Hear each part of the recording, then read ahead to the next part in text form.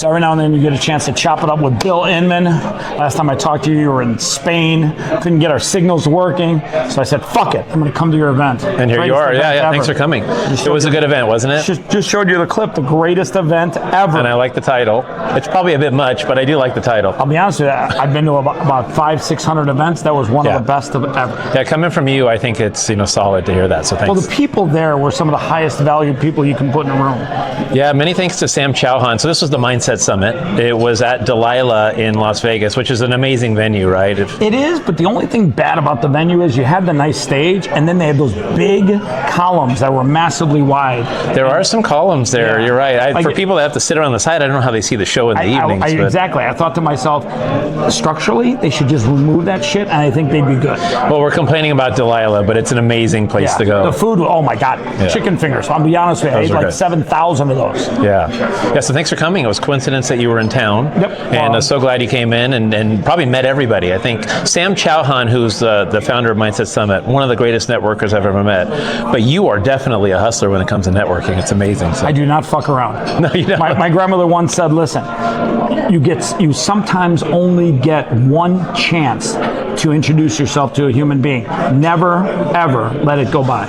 I've done that with Mike Singletary. Saw him once, reached out and said, hi, my name's Chris. Yeah. Sometimes people don't understand. In life today, we're so enamored with social media that we forget that when you're out and about with people, the easiest thing you can do to somebody is walk up to them, look them right in the eye, reach out your hand, shake their hand hard, and say, listen, my name is Chris. What's yours? I love that. I went to my daughter's orientation. She went to UC Berkeley, and it was she's 27 now, and she's on her third master's, bless her. So she master's. She's doing mental health for professional athletes. She's going to need mental health because after 3 masters, like her student loans are going to be cuckoo.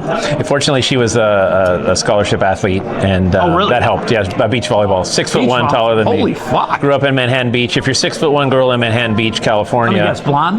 No, she's a brunette. She's a brunette. How did she even get into beach volleyball as a brunette? They're all blonde. Well, there's the pool. That's where the beach was, where we lived in Manhattan Beach. So, and she's 6'1". So it's like Frankenstein. If you're 6'1" girl, she was blocker. In beach volleyball, you have two. Yeah, you have that, and you have the back guy, and then you have the little midget that runs around in the middle in the center. Pretty much. Yeah. Being 6'1", she can get up and put the ball straight. I dated a girl in high school that was like a great volleyball player, so I actually learned a lot about women's volleyball. And I got to be honest with you, it's a great sport. Like, I'm actually shocked it hasn't taken off as much as it should. Well, I worked with and raised money for the AVP, Professional Beach Volleyball. So when she got into volleyball, I was like, look. See, but here's the thing: the beach volleyball thing is only 2-on-2.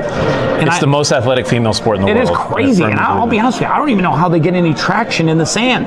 Like, I don't get that. It's crazy. The craziest thing. Have you ever tried to get traction in sand? Well, I played beach since we lived in Manhattan Beach. It's crazy, isn't it? It's between that and like sparring with a punching bag, it's like the best exercise you could do. Couldn't agree with you more. And we also got a high school girlfriend story from you already, which is a good start. There weren't too many of those. I was a little chunky monkey. Sorry about that. No, well, you're a very personable guy, so. That is true. They did like me for my personality. Yeah. So, where'd you grow up? Well, Chicago. I went to Richards High School with Dwayne Wade. Oh, same years? Yeah, shout out to Dwayne. Okay, same years? No, he was there after I'm older than Dwayne. Shockingly, I'm older than you. Well, he's a famous alumni from Richards. I think he's the only famous one. It's Dwayne Wade and then Chris Champion. And then, like, the fall off is pretty strong. Okay. Yeah. Well, all right. No, you're gonna be a worldwide name. Champion You're just getting started. We just got ready to launch Champion AI Companion. Where do you see that? Oh, I'd love to hear about that. Oh my! Look, listen. Imagine having a companion on your phone. Like, here, watch this. Hey Siri, do me a favor. Send Bill Inman a text and attach my bio along with some pictures of my dogs when you get a chance. Sending to Bill Inman. Now watch. That's what Siri does. Right. You're not going to get any attachments. She's not even going to do that. Siri, you're kind of retarded, just so you know. You're literally the idiot of AI tools. Now she's really not going to do anything. She never does things anyhow. But the funny thing is, I started realizing I'm sending personally about 300 text messages a day. And if I could literally never use these two fuckers again to send a text message, I would save lots of time. And I always tell people, if you save 30 seconds from one task on 300 different times a day. That's 150 minutes. 150 minutes. Well, what is that, like 60? That's like 2 hours and 30 minutes. Yeah, it's 2.5 hours. Well, you sell to save somebody 2.5 hours a day times 30 days. That's what AI should do. It should save you time and allow you to scale.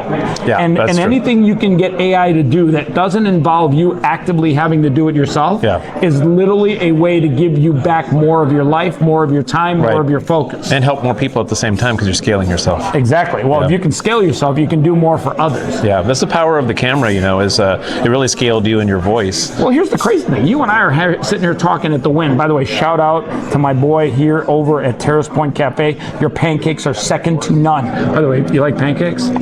Yeah, I was here. I had breakfast here, just over there, actually. Did you have the pancakes? I didn't have the pancakes Oh here. my God, dude! I love pancakes too much. It's the greatest actually. pancake of all time. Of all time. I'm not kidding you. It's a cross between a croissant, very flaky, and very cakey. And it's got vanilla. He goes heavy on the vanilla. Shout out to all that vanilla. I'll remember that the next time I'm here. Oh, listen, trust me. Literally the greatest pancake of all time. All right. So you're doing some amazingly cool shit with Angel AI and Pavant. Yeah. Well, last I talked to you was probably maybe like 8-9 months ago. Yeah. It seems like a lot has changed. And I opened up this envelope yesterday, and you're worth $118 billion now. Yeah, it's a big number. I mean, I've been involved with companies that went from 0 to 3.2 billion in revenue. I was the first one in on, and this is growing much faster than that ever did. That was a 4-year span, and that was in global workforce management. And I've been in AI now for 10 years. It goes by so fast.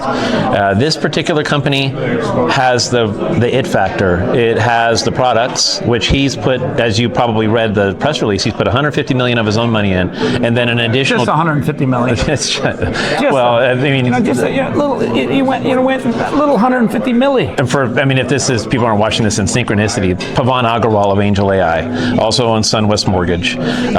His development company and research development company is called Celligence, like cellular intelligence. And I met him 2 years ago, and we just, it's all about decentralized AI and giving people back power. You met him playing beach us. volleyball, right? Yeah. Well, we grew up in LA together. I should have known the guy because we're kind of kindred spirits. But no, we met through Sam Chauhan. Oh, so, really? Yeah. Where is Sam? He was there like. Well, he's there. He's on. There he is, right there. Sam. That's not him. That's another guy named Samuel. Yeah, some other guy. Anywho, so the company has tremendous momentum, and there's reasons for that. Number one is he's helping the unbanked become banked. He's helping people get mortgages faster. He's putting it on AI so there's no bias. He's giving people free wills. That as well, yeah. Credit repair for free. Credit repair. These are things that are gating items for people just to have a normal financial life, and he's fixing that. So his goal when I met him was, we're going to get 2 billion unbanked people banked. And I said, great, let's future-proof them as well. Let's get 2 billion people their own AI twin so that can make money for them while they sleep. Just like you're doing and we should talk about that, by the way. I mean, we should. A lot of technical advancements we could throw at you. So yes, 8 months. It's just got that like snowball rolling downhill effect. Well, it seems like when I met you, you were here, and now you're like here. Yeah. And then I don't even know what's going to be right there, but that's going to be insane. Well, let me tell you something you already know. Surround yourself with great people. Yeah, right? It's always about the people. We forget about that, and we get. Well, surround yourself with great AI too, because now AI is now people. Well, yeah, it actually is. Now that's a key thing for this conversation is we focus on decentralized AI where people own it, and there can be great AI from a functional perspective, but it also is taking all your data. Well, isn't that what OpenAI was supposed to become? Decentralized, well, yeah, it's called OpenAI, and Musk. Shout out to Sam Altman. Way to rug pull, good old Elon. Hell of a rug pull, buddy. Yeah, I mean, listen, I am an AI founder, and I use OpenAI every day. I can't say that I don't, and I urge anybody watching this podcast just to go export your data and see how many pages of data you have. Even for the layperson, you probably have 1,000 to 10,000 pages of data sitting in there. Now you should take that and put it into Angel AI, Angel Twin. You can do that? Oh yeah, you export it, they send it, you download it, and I'm probably at tens of thousands of pages myself. Last time I checked, I was over 10,000 pages. That's crazy. You use it? No, fundamentally I use Grok, and I love some of the stuff that Google has. VEO. Oh, that's tremendous stuff with that. Dude, when I show you some of the videos I made recently, it's fucking hilarious. So with Angel Twin, you take your data, put it in blockchain. We're starting to export to VEO and the other models because because right now there's a lot of avatar work where you record your persona and then you upload that. That's all going away. Generative AI will put you in a suit of armor on a dragon. Oh yeah. In an instant. Yeah, absolutely. So, it's the craziest shit. Like what AI is doing to the film industry is not only going to eliminate what the film industry was, but it's going to turn every 7-year-old child into potentially a great storyteller with film and movies. And that's humanity, right? Humanity was really built on telling stories and passing down information. Absolutely. And now anybody can tell stories at like a 20th Century Fox level. Exactly. That's the craziest thing. Like the stuff that I'm creating with AI when it comes to video is mind-blowing. Last night, just for shits and giggles, I made a video out of 2 of my dogs. And I made one of my dogs who's got a big ass. Shout out to Elsa. She got a big fat ass. She's a Pomeranian. And I made her like a sassy little Latina. And the video came out perfect. And it's a fucking hilarious video. It sounds like a very niche video. It's definitely niche. And then my other dog, I made one with him in a cowboy thing. And it was amazing how you can take a photo and turn it into an actual video. Yeah, that's all. So I'm a partner in a company called Mayo, short for Make Your Own. And this gentleman, Andy Maisner, who recently sold his studio in Los Angeles, he came up with a great idea. He's like, why spend $100 million on a movie? Let's make 100 million movies for $1. So everybody has their own. Yeah, I loved Andy, it too. Good one. And then you just sell your movie to your family and friends, and you're going to have $1 billion blockbuster just by doing that type of scale. Well, you want to hear something crazy? A friend of mine's got a little daughter who likes cartoons. She's 13 years old. Huh? She literally asked me how to make cartoons, and she made a series of cartoons. She sells them for $4.95 on Apple. I love that. She made $28,000 last month. It's wide open from a blue ocean standpoint for kids, elderly people, anybody who's not even tech. Yeah. Now bring your idea and tell a story around it. Tell a story as a picture, as a cartoon, as a movie. AI or die. Learn to get AI to work for you. You have to. You have to. Yeah, you really have to. Because if you don't, you'll be left behind by all those people that are learning how to get AI to work for them. And here's the thing, and now you may have heard me talk yesterday. One slide I had is, the key is that your AI will communicate with other AIs on your behalf, or you won't have one, and it's not be like not having a cell phone, the internet, and social media all at once. Your AI will communicate for you. When the iRobots get dropped off in my neighborhood next week, is there going to be an Angel AI iRobot out there? Well, for us, it's not about the interface. So there's really 3 areas of AI, and there's 4 for humans. Let me explain. There's compute power, NVIDIA, Stargate, TSMC, they're all in that. There's algorithms, everybody and their mom has one now. There's training data, which we're giving away, we need to own. And then for humans, there's interfaces. AI doesn't need interfaces. It's going to talk to itself. It's living in its own alternate dimension. Humans need interfaces. Correct. Humans need a robot to talk to. Humans need a device to interface with. And I don't know if you know, but I worked a lot with Sophia the robot. Shout out to David Hansen. I remember Sophia. In fact, you brought her to Turpin's house that one night. I did. I interviewed her. Oh, good. Yeah, it was kind of creepy, but cool. Yeah, I still have one called Sage at my house. There's different versions of it. And that would make people sweat. Like I literally saw A-list actors come up and just start sweating because they were nervous about the uncanny valley, as it's called, and talking. Well, have you seen the stuff that Elon's done with Optimus lately? Of course, yeah. Like almost on a weekly basis. A friend of mine, shout out to Bill Perkins, he's got an Optimus robot at his house, and he was showing videos of that Optimus robot dancing. Okay. That robot's dancing, like it's dancing. So the question was, will we put our own twins inside of a humanoid? The answer is yes. Yeah. It's the interfaces are flavor of the month. So it used to be where it was your own voice, and then it was your own avatar, and now you said you make your own movies, and then it's going to be a humanoid, and it's a self-driving car, and then it's a hologram, and then your AI is talking to 1,000 people, and then you're shooting it into space. So the interfaces aren't the key. And then at the very end is when we all get plugged into the Matrix and become batteries. I don't like that scene. We always talk, that's the one scene that freaks me out the most. But then scientifically, like Neil deGrasse Tyson did a thing on that where he's like, that doesn't even make sense because you'd burn more power than you would using the humans as batteries. But what does he know? I've been listening to some of his stuff lately, and I keep thinking to myself, who makes this guy a scientist? Yeah, well, you should have him on and have that debate with him. I'm sure he'd have a retort. I'm pretty sure we'd have an interesting political debate. So yes. By the way, shout out to Neil Tyson. You are so far left; it's not even crazy these days. Yeah, I haven't watched him a lot lately. No. Yeah, he took the Kool-Aid. I don't know what they put in your Kool-Aid, buddy, but they got you. So as far as AIs will be in all those interfaces for humans, but if you don't have an AI trained on you, you won't be able to communicate with other AIs. Now remember, but potentially, because I don't want to ruffle feathers, we're creating a species that's more intelligent than us, which means it's probably going to hold our own wallets because it's going to be better at spending our own money. And so you can either let big tech control that for you, or you can train your own AI. Well, listen, if Angel AI can pick a 13-team parlay for me, it's definitely going to be better at spending my money. Well, that is a key. I just watched Back to the Future on a plane flight back from Riyadh, and then being able to go back in time is what how Biff made all his money. The sports almanac. I want the sports almanac. Yeah, right.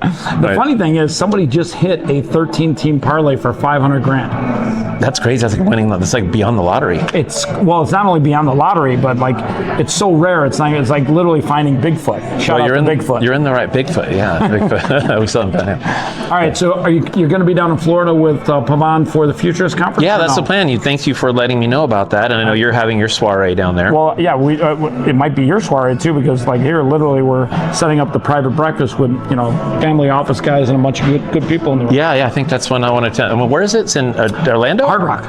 In Miami. Fort Lauderdale. Yeah, Fort Lauderdale. Yeah, that's a good place Shout out to go. To the Hard Rock. Fucking love you guys. Yeah, they got a big building going up across the street. They do. Over here. And did you see the size of the guitar?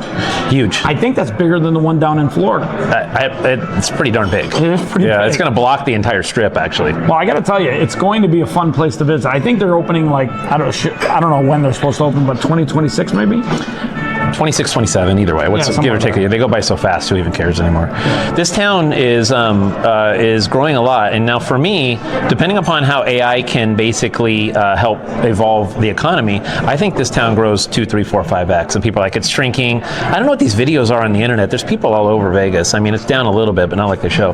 When AI is making things more productive, just like the washer and dryer and appliances did for modern society, people had more time for entertainment. I think you're going to see this town really expand and well, we're getting the Oakland A's, and if you've seen some of the stuff that they're doing for their stadium, the Dome Stadium, the new tower, the entire facility around it's going to be an entertainment district. Yeah, I literally think that's one of the last pieces of the sports cog that's going to make Vegas a really good destination. Probably an NBA team right after that. Shout out to Shaq, who's going to own that team. I still have a vision of a beach volleyball where you have a circle restaurant in the middle and courts all the way around. So maybe that will be the last spoke, because I still for beach volleyball. Still, we were talking about it. I'll be honest with you. I think beach volleyball would do really well in Vegas, but they would have to have some sort of like indoor facility, because I can't even imagine playing outside in the summer. The sand is about 150 degrees, so that's not fun at all. Somebody would be burning their toes off.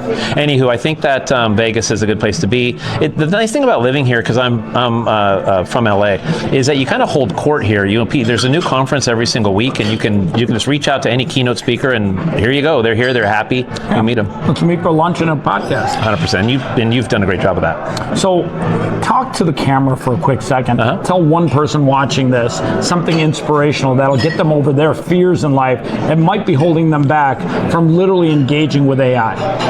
Well, first of all, I'm just like everybody, and all of us here. We all have our own fears, and they hold us back.